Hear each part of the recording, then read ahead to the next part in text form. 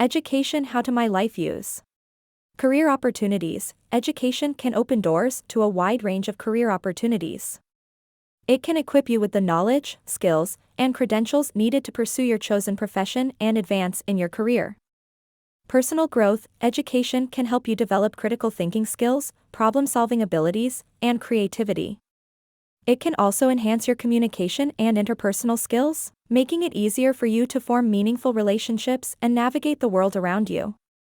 Financial stability. Education can lead to better paying jobs and increased earning potential, which can help you achieve financial stability and security. Improved health and well-being. Education can provide you with knowledge and skills related to healthy living, stress management, and disease prevention, which can lead to improved physical and mental health. Social mobility. Education can help you overcome social barriers and achieve social mobility.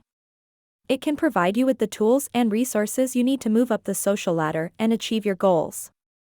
Personal development. Education can help you develop a better understanding of yourself and your place in the world. It can expose you to new ideas, perspectives, and cultures, which can broaden your horizons and help you become a more well-rounded individual. Social connections. Education can help you form new friendships and relationships with people who share your interests and goals.